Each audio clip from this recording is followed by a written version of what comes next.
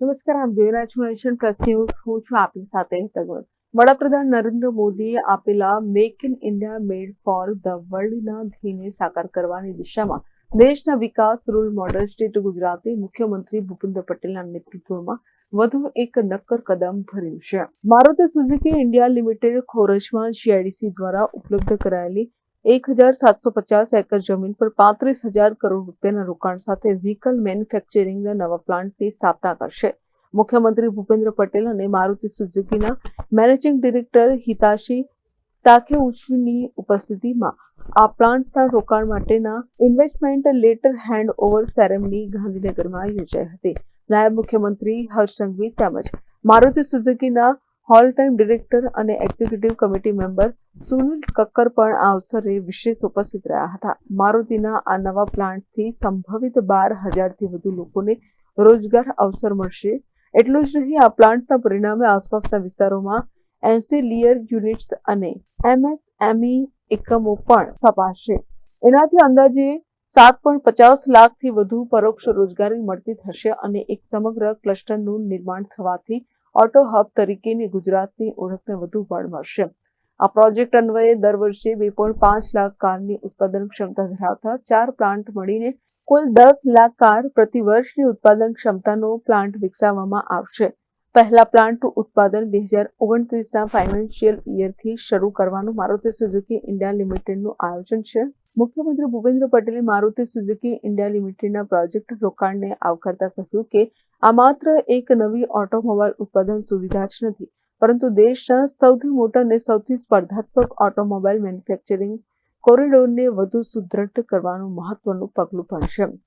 મુખ્યમંત્રીએ વડાપ્રધાન નરેન્દ્ર મોદીના નેતૃત્વમાં ભારત ગુજરાત જાપાન સંબંધો હંમેશા ઉત્સાહપૂર્ણ રહ્યા છે તેનો વિશેષ ઉલ્લેખ કર્યો હતો. તેમણે પોતાની જાપાન મુલાકાત દરમિયાન સુઝુકીના સીઈઓએ ગુજરાતને સેકન્ડ હોમ તરીકે ઓળખાવ્યું. તે ભરોસો જાળવી રાખવા સરકાર સતત પ્રયત્નશીલ રહેશે તેવો વિશ્વાસ આપ્યો હતો. તેમણે ઉમેર્યું કે વડાપ્રધાન નરેન્દ્ર મોદીની લીડરશિપમાં સસ્ટેનેબલ પોલિસીઝ મેકિંગથી ગુજરાત પોલિસી ડ્રીવન સ્ટેટ બન્યું છે અને આ ઉપરાંત રોબસ્ટ ઇન્ફ્રાસ્ટ્રક્ચર અને ઉદ્યોગોની જરૂરિયાત મુજબના વિકાસ અભિગમની પ્રતિષ્ઠા પણ ગુજરાતે મેળવેલી છે. નાયબ મુખ્યમંત્રી હર્ષ સંઘવીએ કહ્યું કે વડાપ્રધાન નરેન્દ્ર મોદીની પ્રેરણાથી શરૂ થયેલી વાઇબ્રન્ટ સમિટમાં ગુજરાતથી જાપાન પાર્ટનર કન્ટ્રી અને વિકાસનું ભાગીદાર રહ્યું છે. હર્ષ સંઘવીએ કહ્યું હતું કે મારુતિ સુઝુકી મોટર્સ જ્યારે પ્રથમવાર ગુજરાતમાં રોકાણ માટે આવ્યું ત્યારે મદદ માટેની જે તત્પરતા અને સહયોગ રાજ્ય સરકારે દાખવ્યો હતો તેવો સહયોગ મુખ્યમંત્રી ભૂપેન્દ્ર પટેલના માર્ગદર્શનમાં સતત મળતો રહેશે. મારુતિ સુઝુકી મોટર્સના એમડી શ્રીયુત હિતાશી તાકેઉચીએ ગુજરાત સરકાર દ્વારા મારુતિ સુઝુકીને મળી રહેલા સહયોગની પ્રશંસા કરતા જણાવ્યું કે ગુજરાત મોબિલિટી ટ્રાન્સફોર્મેશનમાં લીડર બની રહ્યું છે. તેનો લાભ પણ મારુતિ સુઝુકીને મળ્યો છે. ગુજરાત સરકાર સાથેની મજબૂત સહભાગીતાથી ગુજરાતમાં મારુતિના ઉત્પાદન એકમો દ્વારા મેક ઇન ઇન્ડિયા ઇનિશિયેટિવમાં પણ મારુતિ સુઝુકી સક્રિય યોગદાન આપવા તત્પર છે તેમ તેમણે જણાવ્યું હતું.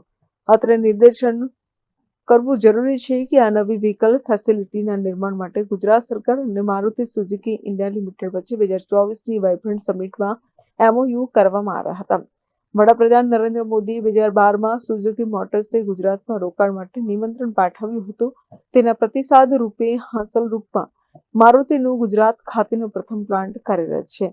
આ પ્લાન્ટમાં હાલ પ્રતિ વર્ષે 7.50 લાખ કાર ઉત્પાદન થાય છે અને 2026-27ના ફાઇનાન્શિયલ યર સુધીમાં 2.50 લાખ કારનો વધારો કરીને દર વર્ષે 10 લાખ યુનિટ ઉત્પાદનની યોજના રાખવામાં આવી છે.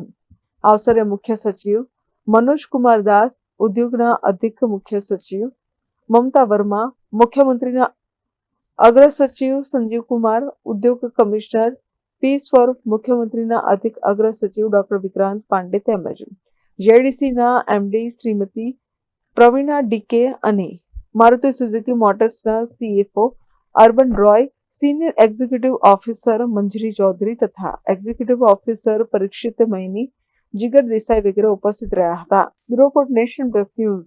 સમાચારોનો સતત અપડેટ મેળવવા માટે અમારી નેશન પ્લસ ન્યૂઝની યુટ્યુબ ચેનલને સબસ્ક્રાઇબ કરો, બેલ આઇકન દબાવો અને જોડાયેલા રહો ફેસબુક, ઇન્સ્ટાગ્રામ અને ટ્વિટર પર.